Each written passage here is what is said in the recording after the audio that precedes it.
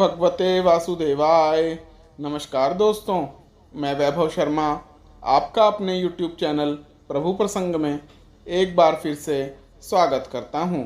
आज मैं आपको कार्तिक मास कृष्ण पक्ष की रमा एकादशी की कथा सुनाने का प्रयास करूंगा।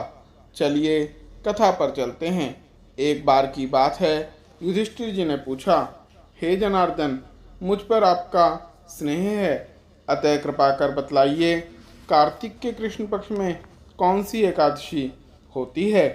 भगवान श्री कृष्ण बोले, हे राजन, कार्तिक के कृष्ण पक्ष में जो परम कल्याणमयी एकादशी होती है वह रमा के नाम से विख्यात है।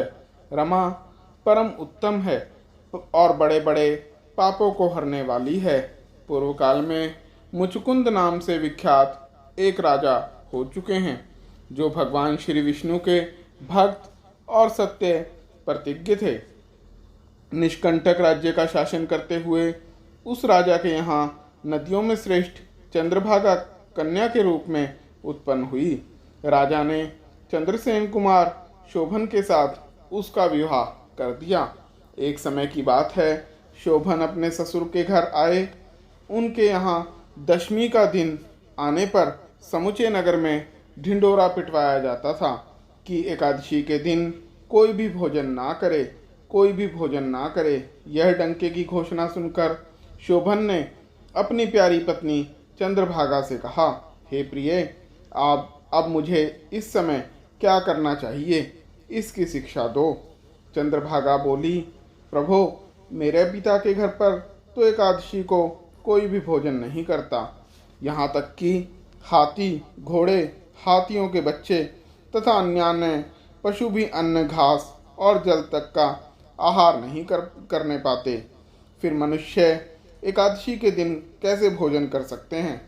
प्राणनाथ, यदि आप भोजन करेंगे तो आपकी बड़ी निंदा होगी।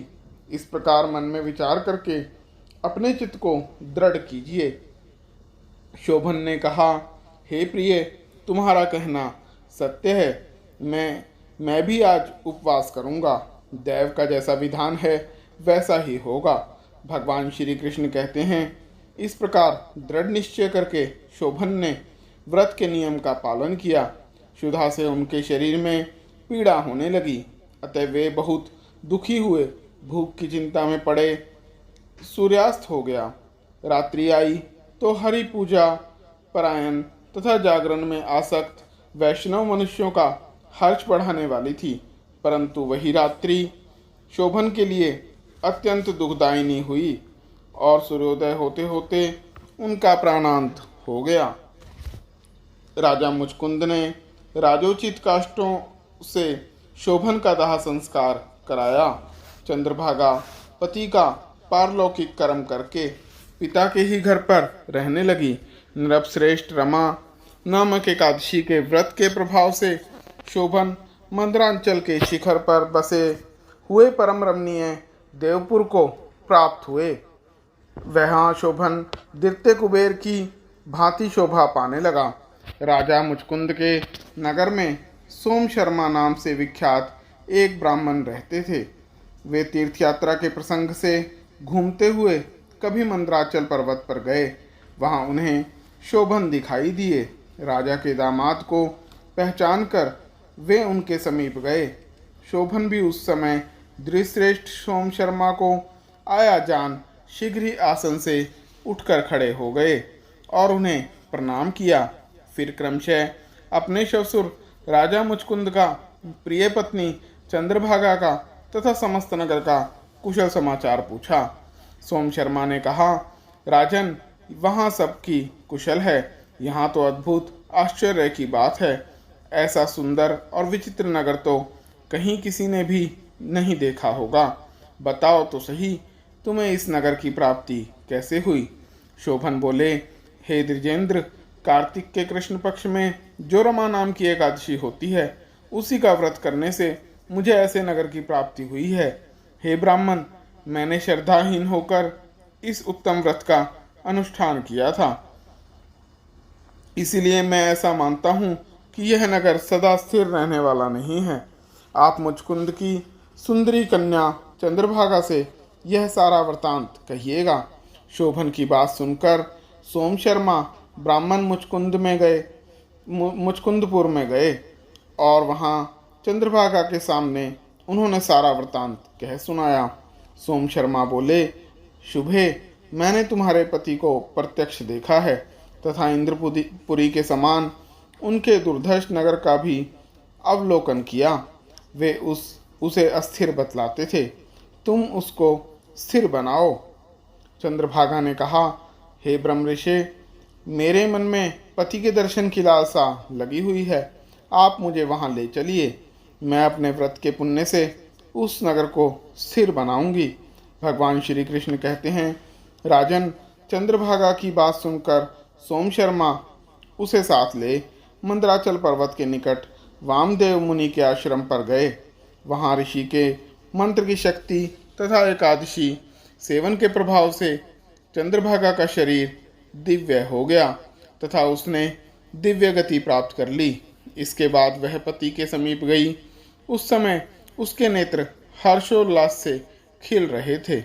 अपनी प्रिय पत्नी को आई देख शोभन को बड़ी प्रसन्नता हुई। उन्होंने उसे बुलाकर अपने वाम भाग में सिंहासन पर बिठाया। तदंतर चंद्रभागा ने हर्ष में भरकर अपने प्रियतम से यह प्रियवचन कहा, हे नाथ, मैं हित की बात कहती हूँ, सुनिए। पिता के घर में रहते समय जब मेरी अवस्था 8 वर्ष से अधिक हो गई, तभी से लेकर आज तक मैंने जो एकादशी के व्रत किए हैं और उनसे मेरे भीतर जो पुण्य संचित हुआ है, उसके प्रभाव से यह नगर कल्प के अंत तक स्थिर रहेगा तथा सब प्रकार के मनोवांछित वैभव से समृद्धशाली होगा। हे नृपश्रेष्ठ, इस प्रकार रमा व्रत के प्रभाव से चंद्रभागा दिव्य भोग, दिव्य रूप और दिव्य आभूषणों से विभूषित हो अपने पति के साथ मंदराचल के शिखर पर विहार करती है। राजन, मैंने तुम्हारे समक्ष रमा नामक एकादशी का वर्णन किया है। यह चिंतामणि तथा कामधेनु के समान सब मनोरथों को पूर्ण करने वाली है। मैंने दोनों पक्षों के एकादशी व्रतों का पापनाशक महात्म्य बताया है। जैसी कृष्ण पक्ष की एकादशी है, वैसी ही शुक्ल पक्ष की एकादशी भी है। उनमें भेद नहीं करना चाहिए। जैसे सफ़ेद रंग की गाय हो या काले रंग की, दोनों का दूध एक सा ही होता है। इसी प्रकार दोनों पक्षों की एकादशियाँ समान फल देने वाली हैं। जो मनुष्य एकादशी व्रतों का महात्म्य सुनता है, वह सब पापों से मुक्त होकर श्री विष्णु लोक में प्रतिष्ठित होता है। कथा यहीं समाप्त हुई। मेरे चैनल प्रभु प्रसंग को लाइक, सब्सक्राइब व शेयर करें। जय श्री कृष्ण।